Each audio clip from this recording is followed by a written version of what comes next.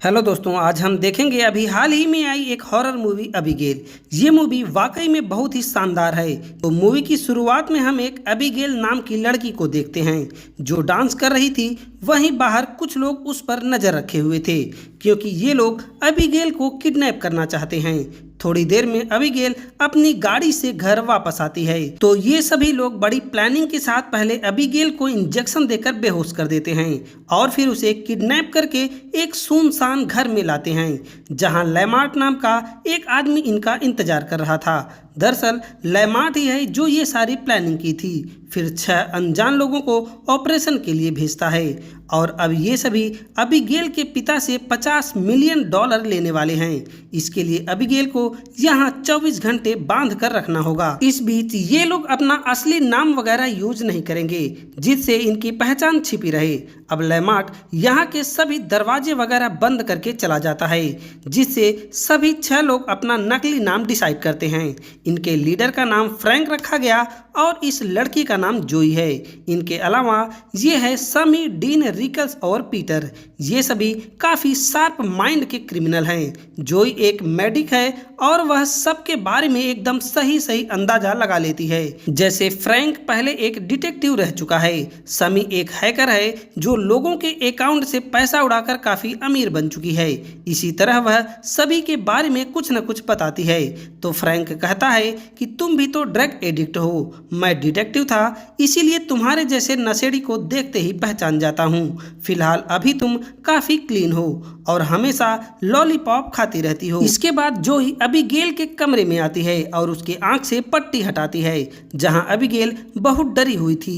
जोई उससे प्रॉमिस करती है कि मैं तुम्हें कोई नुकसान नहीं पहुंचाऊंगी और ना ही किसी को पहुंचाने दूंगी, जिससे अबीगेल जोई से बातचीत करने लगती है। जोई बताती है कि तुम्हारी ही उम्र का मेरा बेटा भी है। तो अबीगेल कहती है कि मेरे पिता मुझसे प्यार नहीं करते और वो एक खतरनाक आदमी हैं। जब जोई कमरे से जा रही थी तो अबीगेल जोई से कहती है कि आज रात बहुत बुरा होने वाला है। ये सुनते ही जोई थोड़ा परेशान हो जाती है और वो फ्रैंक से आकर पूछती है कि अबीगेल का बाप कौन है। शायद वो कोई खतरनाक इंसान लग रहा है, जिससे फ्रैंक अबीगेल के कमरे में आता है और उस पर गन तान कर उसके पिता का नाम पूछने लगता है। काफी डराने धमकाने के बाद अबीगेल डरते हुए अपने पिता का नाम क्रिस्टोफर लजार बताती है। क्रिस्टोफर लजार का नाम सुनते ही फ्रैंक की हालत खराब हो जाती है। वह फटाफट नीचे आकर सबको बताता है कि हम लोगों ने क्रिस्टोफर लजार की बेटी को किडनैप किया है। लजार का नाम सुनते ही सबकी फट जाती है क्योंकि क्रिस्टोफर लजार क्राइम की दुनिया का बादशाह होता है। सभी लोग उसे मौत का एजेंट समझते हैं।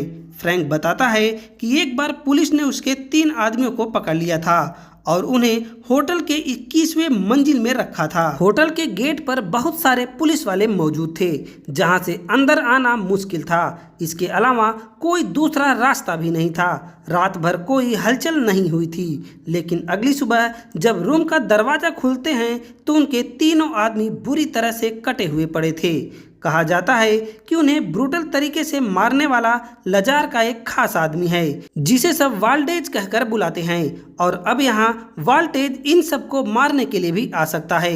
अब इन बातों को सुनने के बाद सभी बुरी तरह से डरने लगते हैं, लेकिन डीन को इन बातों पर विश्वास नहीं हो रहा था, इसीलिए वह चिल करते हुए बेसमेंट की तरफ चल देता है और थोड़ी ही देर में कोई उसके ऊपर हमला कर देता है। सैमी को डीन की चीखें सुनाई देती हैं और जब वह चेक करने बेसमेंट में आती है तो वहां उसे डीन का कटा हुआ सिर मिलता है। मतलब अब इन लोगों पर हमला शुरू हो चुका था। सबको लगता है कि ये काम वाल्टेज का है जो यहाँ पर पहुँच चुका है और अब वह इन सबको मार देगा, जिससे रिकल्स कहने लगता है कि मुझे पैसे नहीं चाहिए, मैं तुरंत ही इस जगह को छोड़कर जा रहा हूँ। वो पीटर के साथ मिलकर दरवाजा खोलने की कोशिश करता है, लेकिन इस घर के सभी दरवाजे लॉक थे। तब ये लोग घर के दरवाजे को तोड़ने की कोशिश करते हैं, जिससे घर का ऑटोमेटिक सिक्योरिटी सिस्टम एक्टिवेट हो जाता है और ये सभी लोग इस घर में फंस जाते हैं। अब ये पांचों बड़ी सावधानी से हमलावर को ढूंढने की कोशिश करते हैं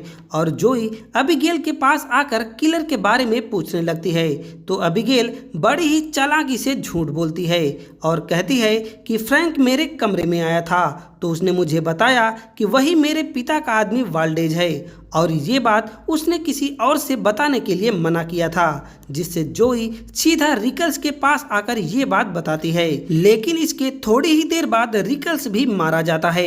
ऐसा लगता है किलर ने उसका चेहरा ही नोच लिया हो। ये देखकर जोई गुस्से से लाल हो जाती है और फ्रैंक के पास आकर उसके ऊपर गन तान देती है। फ्रैंक कहता है कि अबिगेल हम लोगों को आपस में लड़ाने के लिए झूठ बोल रही है, लेकिन इन सब के बीच झगड़ा काफी बढ़ जाता है और सभी एक दूसरे के ऊपर गन तान देते हैं। फ्रैंक पीटर से कहता है कि जाओ अबिगेल को टॉर्चर करके सच बताने के लिए कहो, जिस बात के लिए जोई पीटर को मना कर देती है और अब ये सब लड़ते लड़ते अबिगेल के कमरे में आ जाते हैं। ये सभी एक दूसरे पर ही आरोप लगा रहे थे। तभी अबिगेल आराम से अपनी हथकड़ी खोलकर इन सब को देखने लगती है। जब ये सब देखते हैं कि अबिगेल ने खुद को आजाद कर लिया है तो एक दूसरे का मुंह ताकने लगते हैं। अब अबिगेल एक भयानक वैम्पायर में बदल जाती है। अब इन लोगों के पैरों तले से जमीन खिसक गई थी। ये सभी मिलकर अबिगेल को शूट करने लगते हैं, लेकिन उसे गोलियों का कोई असर नहीं होता। ये सभी अबिगेल को एक कमरे में बंद करके यहाँ से भागते हैं और अब बचे हुए चारों लोगों को समझ आ गया था कि अबिगेल और उसका पिता एक वैम्पायर हैं। इसी तरह वाल्डेज नाम का कोई आदमी नहीं है, बल्कि अपने पिता के लिए लोगों को मारने का काम अबिगेल ही करती है। अब ये लोग यहाँ फंसे हुए थे और किसी तरह अपनी जान बचाने का रास्ता ढूंढने लगते हैं। इसके बाद वैम्पायर को मारने के लिए ये कुछ हथियार बनाते हैं, लेकिन जोई का कहना था कि हम लोग अबिगेल से बातचीत करके किसी तरह अपनी जान बचा सकते हैं। लेकिन ये तीनों अबिगेल को मारने चल देते हैं और जब ये सब अबिगेल के पास पहुंचते हैं तो देखते हैं कि अबिगेल डीन की डेड बॉडी के साथ डांस कर रही थी। ये सभी एक साथ अबिगेल पर हमला करते हैं, लेकिन इनका कोई भी हथियार उस पर काम नहीं करता, बल्कि अबिगेल अकेले ही इन तीनों को बहुत बुरी तरह से जख्मी कर देती है, जिससे ये सभी फिर से अपनी जान बचाकर भागते हैं। अब जो इन सबको बताती है कि हम लोगों को अबिगेल के ऊपर बेहोशी का इंजेक्शन यूज करना चाहिए, क्योंकि उस इंजेक्शन से वह एक बार बेहोश हो चुकी थी। इसीलिए ये सब एक बार फिर से अबिगेल को पकड़ने जाते हैं, लेकिन उसने तो इन सब की बैंड बजा दी। यहाँ पीटर किसी तरह अबिगेल को पकड़ता है तो जोई उसे इंजेक्शन लगाने में कामयाब हो जाती है, जिससे अबिगेल थोड़ी देर में ही बेहोश हो जाती है। लेकिन इससे पहले उसने सैमी को हाथ में काट लिया था, जिससे ये सब डर रहे थे कि कहीं सैमी भी वैम्पायर ना बन जाए। खैर, जब अबिगेल को होश आता है तो वह एक जगह पर कैद हो चुकी थी। अब ये सब अबिगेल से बातचीत करते हैं तो पता चलता है कि लेमार्ट अबिगेल के लिए ही काम करता है, मतलब ये सारा खेल अबिगेल का ही रचा गया था। इसी ने खुद को किडनैप करवाया था। दिखने में भले ही छोटी बच्ची दिख रही है, लेकिन ये कई सदियों से जिंदा है। इस ब्रूटल गेम के लिए इन सब को इसीलिए चुना था क्योंकि इन सब ने किसी न किसी तरह अबिगेल के पिता का नुकसान किया था। अबिगेल को इन सब के बारे में सब कुछ पता है और अब अबिगेल अपने पिता के दुश्मनों को मारकर उनका बदला ले रही थी। जोई कहती है कि तुम अपने आप को चाहे जितना साबित करो, तुम्हारे पिता तुमसे कभी खुश नहीं होंगे, वो तुम्हें कभी प्यार नहीं करेंगे, तुम उनके लिए चाहे जो भी करो। इसके बाद ये सब फ्रैंक को अबिगेल पर नजर रखने के लिए कहते हैं। सैमी को बेसमेंट में एक डेड बॉडी से भरा हुआ पूल मिलता है, जिसमें अबिगेल ने बहुत सारे लोगों को मार कर फेंका था। दूसरी तरफ अबिगेल फ्रैंक से डील करती है कि अगर तुम मुझे बाहर निकाल दोगे तो मैं तुम्हें यहाँ से निकलने का रास्ता बता दूंगी, जिस पर फ्रैंक निकलने का रास्ता तो पूछ लेता है, लेकिन अबिगेल को आजाद नहीं करता, जिससे अबिगेल लॉकअप को तोड़कर बाहर आ जाती है और हमें पता चलता है कि अबिगेल जानबूझकर लॉकअप में कैद थी। वो अभी तक अपने शिकार के साथ खेल रही थी, क्योंकि जनरली वैम्पायर ऐसा ही करते हैं, अपने शिकार को मारने से पहले उनके साथ खेलते हैं। और अब वह फ्रैंक को मारने ही वाली थी, तभी जोई खिड़की खोल देती है, जिससे धूप अबीगेल के हाथ में पड़ती है और उसका हाथ ब्लास्ट हो जाता है। मतलब सुबह हो चुकी थी और इस फिल्म में धूप पड़ने पर वैम्पायर सीधा ब्लास्ट हो जाते हैं। अब ये सब ऐसी जगह पर आते हैं जहां पर धूप पड़ रही थी और अबीगेल खुद को रिकवर करने लगी। उसका हाथ अपने आप ठीक हो रहा था। इधर ये लोग यहाँ से निकलने का रास्ता ढूंढ रहे थे, क्योंकि धूप इन्हें कब तक बचाएगी। रात होगी तो फिर से इनका शिकार शुरू हो जाएगा। आपको याद होगा कि सैमी को अबीगेल ने काट लिया था, जिससे अब धीरे धीरे सैमी भी वैम्पायर में बदलने लगी थी, जिसे अबीगेल वहीं से कंट्रोल कर रही थी और वह पीटर पर हमला करके उसे मार देती है। फिर जब फ्रैंक और जोई पर अटैक करती है तो जोई एक मिरर से धूप उसके ऊपर रिफ्लेक्ट कर देती है, जिससे सैमी भी वहां पर ब्लास्ट हो जाती है। अब सिर्फ फ्रैंक और जोई ही बचे थे। उसी समय लाइब्रेरी से एक सीक्रेट दरवाज़ा खुलता है, जिसके अंदर सर्वर रूम था और लेमार्ट वहीं से पूरे घर को कंट्रोल कर रहा था। फ्रैंक उसे मारने जाता है तो पता चलता है कि लेमार्ट भी वैम्पायर है और वह अबीगेल के लिए ऐसे लोगों को फंसाने का काम करता है जो उसके पिता का नुकसान किए हों। फिर अबीगेल उनके साथ यही खूनी खेल खेलती है। यहाँ लेमार्ट फ्रैंक को ऑफर देता है कि मैं तुम्हें वैम्पायर बना दूंगा, फिर हम दोनों मिलकर अबीगेल को ख़त्म कर देंगे। उसके बाद उसके पिता को भी मार डालेंगे, जिससे उसकी सारी प्रॉपर्टी पर कब्जा कर लेंगे, क्योंकि लेमार्ट नौकरों वाला काम करके थक गया था। ये सुनते ही फ्रैंक तुरंत उसकी बात मान लेता है, जिससे लेमार्ट फ्रैंक को दांत से काटकर उसे अपना खून पिला देता है।